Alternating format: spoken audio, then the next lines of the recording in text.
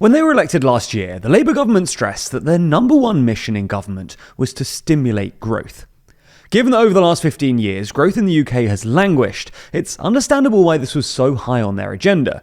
Through their 2024 manifesto, Labour identified different ways they could address growth, with one area identified being the housing crisis. Explaining this further, they wrote, "The housing crisis is well known to be one of the country's biggest barriers to growth, and in order to address this, they would build an additional 1.5 million houses by the end of the Parliament." In fact, they've already introduced a planning and infrastructure bill, which aims to stop the blockers and make it easier to build housing and national infrastructure. Weirdly though, after introducing it in Parliament, the government attempted to water it down, before last week separately trying to beef it back up again. So, what's in this bill, and why has the government been contradicting themselves on how strong it should be?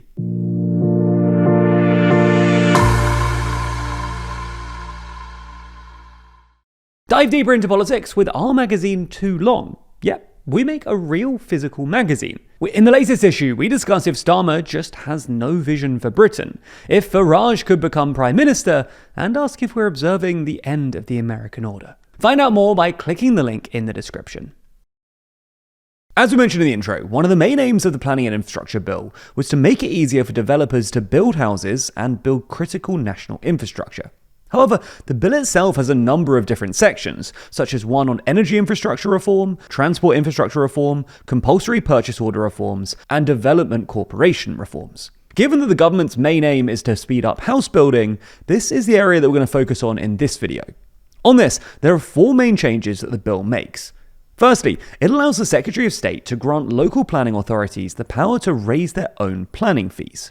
And the increased money they make from this should, in theory, allow them to make quicker decisions. Secondly, the bill allows the government to create a new national scheme of delegation to set out exactly which planning decisions go to a committee and which just go to an individual planning officer. As things stand, the local planning authority, or LPA, decides whether a planning application can be signed off by the officer or whether it goes to the full committee to decide. As a result, the government argues that the current system can delay decisions on schemes which have already been considered through the local plans process via the planning officer. So by laying out which planning applications can go to committee, the government is hoping to provide more transparency and, crucially, more efficiency. Third, the bill establishes a new system of cross-boundary strategic planning. Under the current system, local councils don't have to produce a spatial development strategy. That's a document outlining how the land that they cover should be used in the long term, usually around 15 years. And this has been the case ever since the coalition government abolished regional spatial strategies in 2010. According to the Institute for Government, the result of this has been that planning has largely been conducted by lower tier authorities, resulting in housing being poorly distributed and unaligned with local infrastructure plans. To address this, the bill would introduce a requirement for local authorities, including mayors, to produce a spatial development strategy. Fourth and finally, the bill introduces something called the Nature Restoration Fund. Now, this is something we'll spend a little bit of time discussing here, as the government has gone back and forth on it over the summer.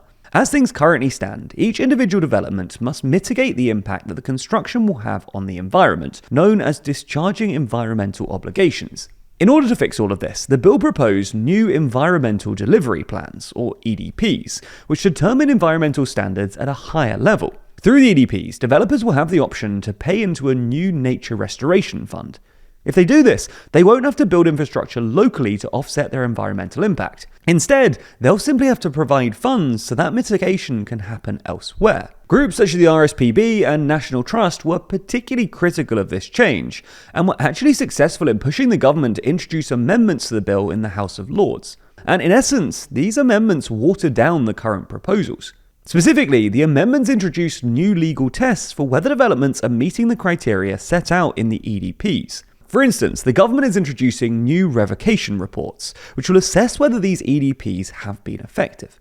As the journalist James O'Malley has pointed out, while this might seem innocuous, these new safeguards will make it easier for housing and infrastructure projects to be taken to judicial review, which will, yet again, slow them down. The whole point of this bill in the first place is to make building easier, and these amendments undermine that premise. O'Malley explains that it's like going on a diet and discovering that running is hard, so compromising by rewarding yourself with a slice of cake every time you get back from the gym. The thing is, the government still seems to be undecided on exactly how far they want the bill to go. The Guardian has reported that the EDP changes made over the summer damaged investor confidence.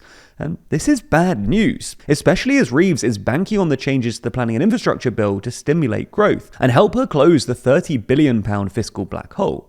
As such, on Monday, the government introduced further changes to the bill in order to beef it back up again.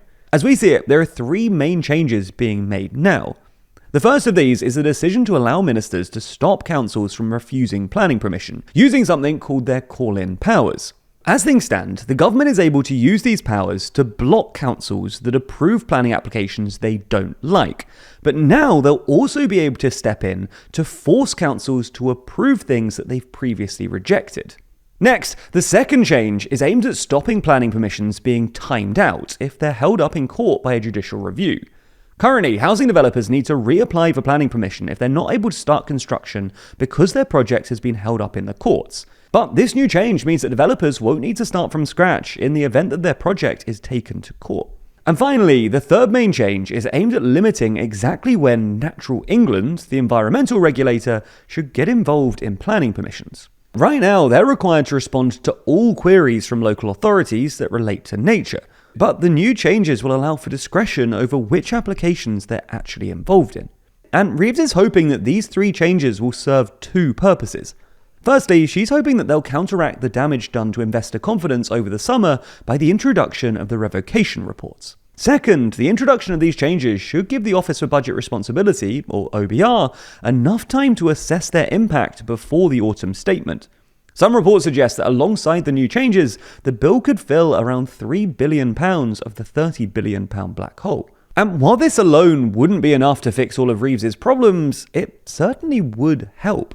And all of this plays into the constant speculation about Rachel Reeves's upcoming budget. In fact, just when the date of the budget was first announced, 98 sources reported on it, with most of the coverage coming from the left. If we dive a bit deeper, we can see that the left is suggesting that Reeves will aim to ensure that the economy benefits ordinary working people, while the right is highlighting the rising gilt yields and high inflation persistent in the UK.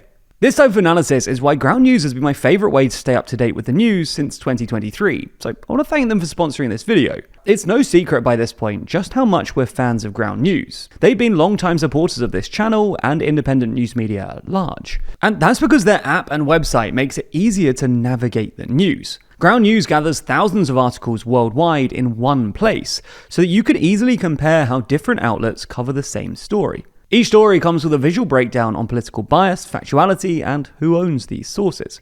And it's not just me. Ground News has even been recognized by the Nobel Peace Center for its impact on media literacy. And speaking of bias, their brilliant blind spot feed allows you to fully expand your media bias and find stories that are disproportionately being covered by one side of the political spectrum or the other. After all, it's important to know the full story, and Ground News ensures you always will. If you're curious and committed to understanding what's really going on in the world, like we are, Ground News is the tool you've been looking for. And that's why we partner with them to give TLDR viewers 40% off their unlimited Vantage plan. You can subscribe through the link in the description, that's ground.news/TLDR, or by scanning the QR code on screen. And by subscribing, you're also supporting an independent news platform that's working to make the media landscape more transparent and balanced.